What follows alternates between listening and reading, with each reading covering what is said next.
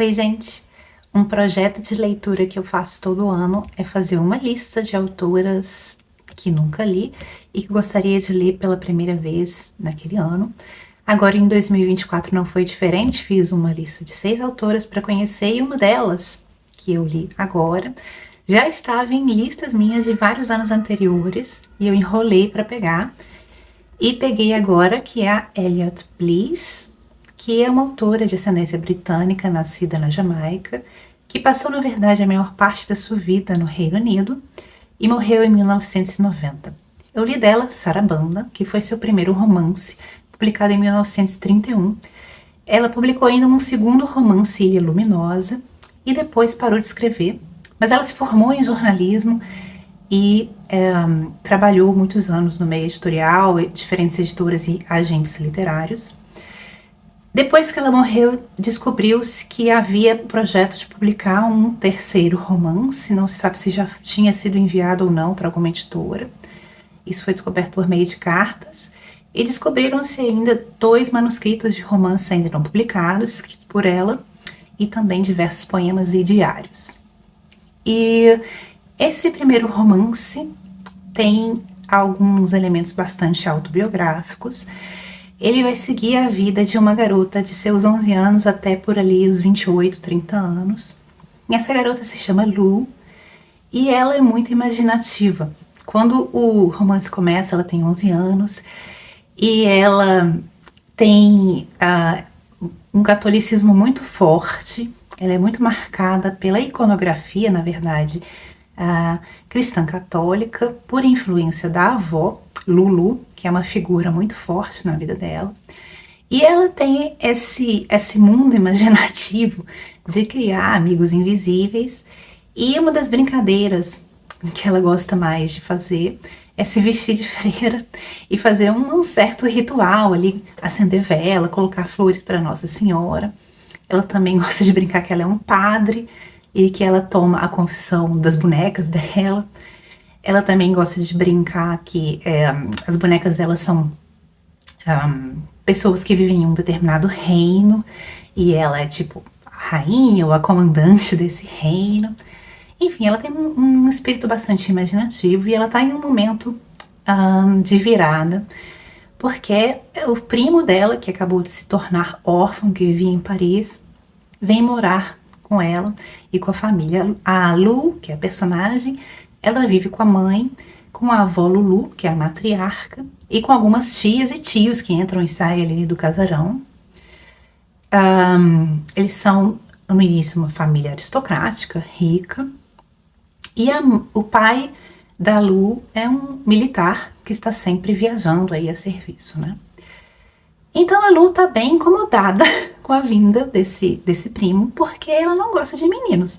Os coleguinhas dela de escola têm uma birra com eles, acham todos os meninos muito brutos, muito toscos, rudes, e ela já tá imaginando que esse primo vai seguir a mesma linha aí. E como nós já podemos imaginar, na verdade não. Quando ela o conhece, ela fica fascinada porque é um garoto assim muito gentil, muito cortês e acima de tudo é um artista. Ele toca violino e ela se apaixona por esse caráter artístico do primo, que se chama Tim. Ele é um pouco mais velho que ela tem 11 anos nesse momento e ele tem 14. Ela se fascina e os dois ficam muito amigos.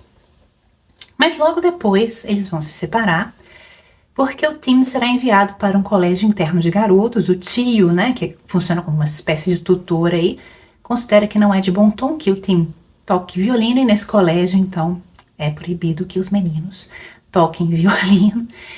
E o Tim tá bem triste com isso, porque ele quer ser músico, né, e ele quer continuar ensaiando, treinando, aprendendo. Por outro lado, a Lu também será enviada para um colégio interno de freiras, regido por freiras, e ela também está nesse momento de mudança, porque ela é muito apegada à casa, às pessoas que trabalham na casa, ao jardim e principalmente à avó. E aí nós seguimos a Lu, à medida que ela muda para esse colégio interno. Vocês sabem, talvez, que eu adoro histórias que se passam em colégio interno, né? Então eu achei delicioso isso. E essas cenas do colégio interno quebram um pouco da expectativa do leitor, porque geralmente nesses livros O leitor pode esperar que no colégio interno vai ser aquela educação rigorosa, né, que as meninas vão sofrer. Alguns romances que já li nesse sentido vão para essa linha, né, de colégios muito rigorosos, principalmente colégios religiosos muito rigorosos. Mas esse é um colégio em que ela vai se expandir e vai fazer uma das amigas mais marcantes de sua vida, que será a Zara, que é a menina assim mais travessa desse colégio. A Zara faz o que quer, fala o que quer, e ela é bastante direta e bastante corajosa. As duas ficam muito amigas, e é interessante observar essa amizade, porque nas amizades seguintes que a Lu fará, elas serão sempre marcadas assim por uma figura feminina muito forte, tal como a Zara.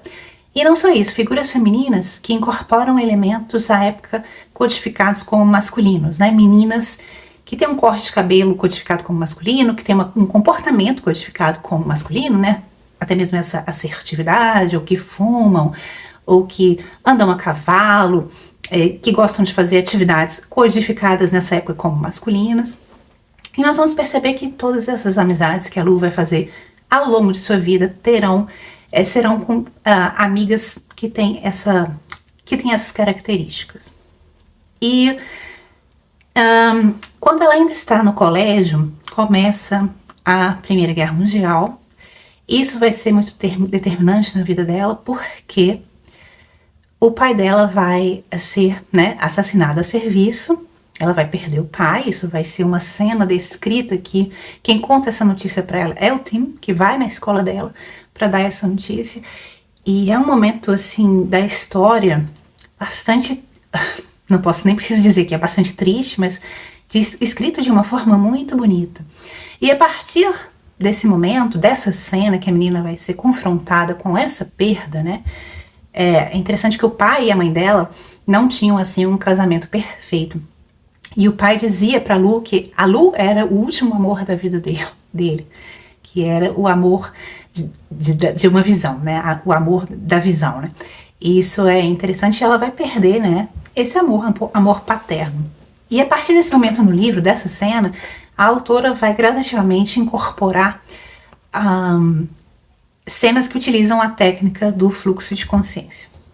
Aqui eu preciso fazer um parêntese, porque fluxo de consciência é um conceito aí bastante controverso, debatido, e dependendo da tradição da qual você parte, você terá conceitos diferentes do que seja o fluxo de consciência, dependendo do momento que você identifica como o início, os primórdios do uso dessa técnica.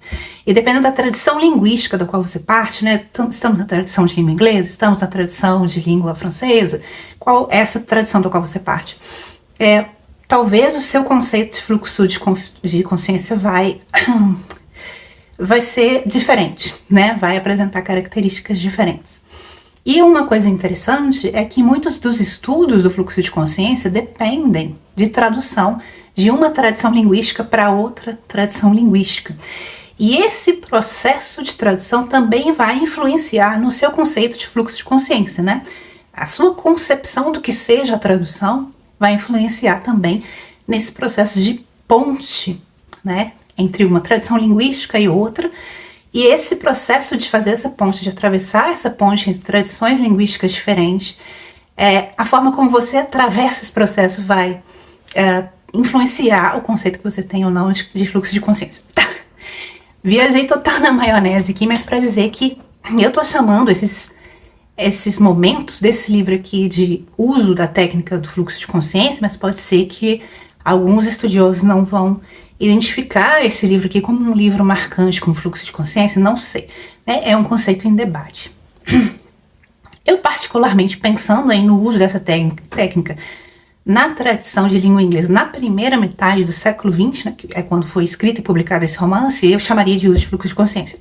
E o que eu acho interessante é que à medida que a personagem vai chegando a si mesma, né, se desenvolvendo, se abrindo para o mundo, amadurecendo, cada vez mais essa técnica se torna mais presente nesse livro. E nos momentos mais marcantes da vida dela, eles são descritos por meio dessa técnica. Então eu achei interessante esse uso que a autora fez. Tá. A Lu, então, vai perder esse pai. E aí as finanças da mãe dela, a Lu também tem um irmão mais novo, né? Então é ela, a mãe e o irmão, que ficam aí sem o pater familias, né? Sem o cabeça da família, que era a pessoa que ganhava o dinheiro, digamos assim. Então as finanças da família ficaram comprometidas. E não apenas isso, né? Após a Primeira Guerra Mundial, o próprio patrimônio e as finanças da avó ficaram comprometidas. Então a Lu sofre um baque e ao terminar o colégio, ela não vai ter oportunidade de fazer o que ela queria fazer, que era um curso superior, porque desde esse momento do colégio ela escreve poemas. Então há esse sonho latente de se tornar uma escritora, mas ela se vê na contingência, né, de ter que fazer um curso profissionalizante de secretária para realmente começar a trabalhar, né, e se tornar independente financeiramente, e não só isso, como também ajudar a família.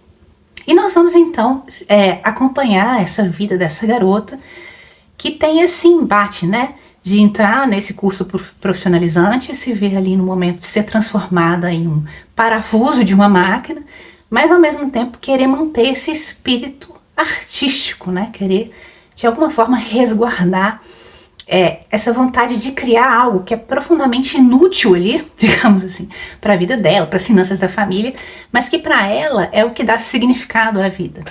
E momentos muito bonitos desse livro são os momentos em que a autora reflete sobre a condição do artista, o que é ser artista, o que é fazer arte e como isso está em uma tensão constante com as necessidades materiais da vida, né? Como para satisfazer as necessidades materiais da vida, muitas vezes você tem que abrir mão de algo que é essencial para a arte ou para o artista.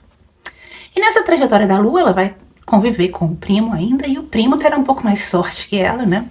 Ele tem aí um patrimônio, ele é um garoto, e ele vai conseguir ser músico, né? Estudar música.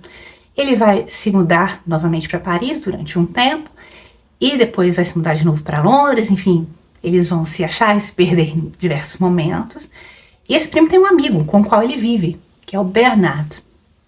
E aqui há uma sugestão no livro interessante de que há aí uma relação homoafetiva entre o Tim e o amigo dele. Então, novamente, as expectativas do leitor elas são um pouco quebradas nesse romance, né? Porque o leitor poderia imaginar que o Tim e a Lu têm uma relação romântica, mas isso não é exatamente o ponto do livro. Eles têm uma relação de amizade, de parceria, porque eles se compreendem como artistas. E nós temos também indícios de que a Lu tem relações, né, afetivas com essas diversas amigas que vão passar aí pela vida dela. Então eu acho isso interessante. O final do livro é o final que vai ficar muito marcado pela forma como a Lu vai conhecer, atravessar e enfrentar o luto e esse tipo de perda novamente na vida dela, já um pouco mais velha. E o final tem uma passagem muito longa, também assim, fluxo de consciência, num tom até meio alucinatório, né? A personagem tá quase na beira do sonho ali, ou na beira do pesadelo, enfim, em que ela vai se confrontar com a própria alma, né, no espelho. E também momentos em que ela vai se confrontar com o que parece ser o corpo dela morta. E ela vai se sentir como assim, fora do corpo, né? Eu já morri, ninguém percebeu ainda, mas eu já morri. E essas cenas, elas são muito bonitas, assim, eu não tenho nem como descrevê-las, porque seria destruí-las. Eu teria que realmente ler a passagem para vocês, que eu achei bastante bonito esse tipo de descrição e esse uso dessa técnica.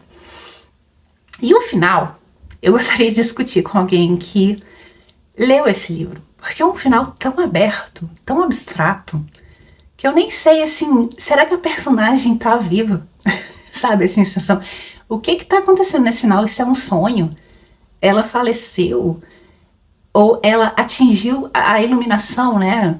Será que ela tá em vida e ela atingiu uma espécie de iluminação? Eu fiquei com isso em aberto para mim, quero muito discutir esse livro com outra pessoa que o tenha lido. Essa minha edição foi publicada pela editora Virago em 1986. A Virago também publicou Ilha Luminosa, que eu já vou ler em seguida, dessa autora. E é interessante a história de publicação porque a época, né, que o livro foi publicado, em 86, a Elliot Bliss ainda estava viva. E ela entrou em contato com a Virago e falou, olha, tenho 2 romances que foram publicados, estão fora de catálogo, gostaria de apresentá-los para vocês, porque a Virago tem essa linha editorial, né, de redescobrir clássicos perdidos e fora de catálogo. Vou apresentar para vocês, se vocês se interessarem, gostaria que publicassem. E a Virago publicou na hora, porque realmente esses livros se encaixam muito bem na linha editorial dessa série de livros de clássicos resgatados, né? Então eu achei interessante essa história de publicação também. Fico curiosa também pelos romances que ainda não foram publicados, mas foram descobertos, espero que alguém os publique. E quanto aos meus projetos de leitura, então esse entrou no meu projeto de ler autoras que nunca li, né, o principal, mas também entra em meu outro projeto de leitura que eu quero para esse ano, que é de ler mais livros da editora Virago. Já falei da Virago no podcast, vou deixar o link aqui para vocês terem uma noção do que é essa editora, a proposta, enfim, do que foi essa série, né, de clássicos modernos recuperados. A editora Virago, ela fez 50 anos no ano passado, em 2023, eu queria ter feito um projeto, não consegui organizar, né, anos loucos, enfim, vida. Então, esse ano eu realmente quero, em homenagem aos 50 anos dessa editora, ler mais livros publicados por ela e especificamente publicados nessa série de clássicos recuperados. Então, são esses meus 2 projetos. A Elliot Bliss, só para fechar aqui, é uma autora interessante, primeiro porque ela foi amiga de muitas pessoas muito importantes no século XX, uma delas é a Dorothy Richardson, que é considerada aí uma das primeiras autoras a aplicarem a técnica do fluxo de consciência na tradição de língua inglesa, tá? Eu tenho aqui um exemplo de livro dela, que foi publicado pela Virago também, que é o primeiro volume de Peregrinação. Peregrinação, alguns chamam de série de livros, né? São, acho que 13 livros. Mas a própria autora não chamava de série de livros. Ela chamava cada livro, cada tomo, era um capítulo de um livro só, que é Peregrinação. E esse aqui, a Virago reuniu os 3 primeiros capítulos, né? Os 3 primeiros livros da série, nesse tomo 1, né? Peregrinação 1. E esse vai ser também mais um projeto de 2024. Eu já comecei a ler essa série, eu já li esse tomo inteiro e parei. Então, o meu objetivo é terminar de ler a série Peregrinação, da Dorothy Richardson, em 2024.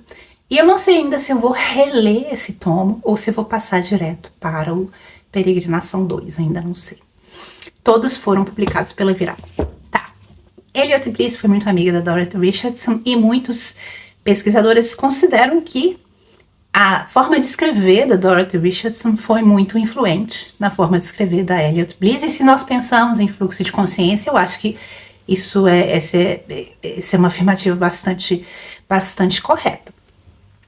A Elliot Bliss também foi muito amiga da Jean Rhys. Vocês vão lembrar que lá no Instagram eu li no ano passado todos os romances da Jean Rhys, aqui é o primeiro deles, que é uma autora nascida na Dominica, também de ascendência britânica, e que publicou muito na primeira metade do século XX, ficou esquecida. Ela tinha vida louca, né? Acho que um dia eu ainda vou falar mais sobre ela. E foi redescoberta por conta de amigos, assim, na década de 60, e ela publicou em 66 o livro que ficou mais famoso dela, que é Vasto Mar de Sargassos, tá? Antes desse livro, ela havia publicado 4 romances e coletâneas de contos, enfim, esses 4 romances eles são bastante diferentes de Vasto Mar de Sargassos, mas eles ainda não são tão conhecidos, né? Ela é mais estudada por Vasto Mar de Sargassos. Enfim, as duas, pela própria similaridade de vida, né? Nascidas no Caribe, de ascendência britânica, enfim, escritoras, elas são muito comparadas também, e alguns dizem que o segundo romance de Elliot Bliss, Ilha Luminosa, teria influenciado bastante Vasto Mar de Sargassos. Enfim, não sei porque ainda não li Ilha Luminosa, mas lerei, e aí poderei ter aí alguma opinião a respeito. Além disso, Elliot Bliss circulava ali no meio queer, lésbico, da primeira metade do século XX. Ela era lésbica e viveu até sua morte em 1990 como uma artista que então veio a executar, né, o seu patrimônio literário, né? E isso também é uma faceta bastante interessante dessa autora. Bom, já falei demais. Acho que eu deveria talvez fazer até um episódio de podcast sobre os detalhes que eu li depois sobre essa autora. Tem uma biografia que foi publicada sobre ela, a coletânea de poemas também foi publicada, enfim. E há pesquisas, ainda poucas, viu? Mas há pesquisas sobre essa autora. Então talvez, quem sabe, eu ainda fale sobre ela. Mas já falei demais, já falei aqui então de 3 projetos meus, né? Ler Peregrinação, lista de 6 autoras e ler mais livros da Virago. E em seguida, então, vou mostrar para vocês o meu caderno geral de leituras, tá? Que aí vocês podem ter uma visão geral da sistematização desses meus projetos malucos e mirabolantes de leitura em 2024. Projetos esses que com certeza eu não vou cumprir em sua totalidade, né? Porque não tem tempo na vida. Mas para mim, assim, não importa que eu não os complete, o importante é que eles são um norte de leitura para mim. E é assim que eu concebo os meus projetos, tá? É isso e até mais. Tchau!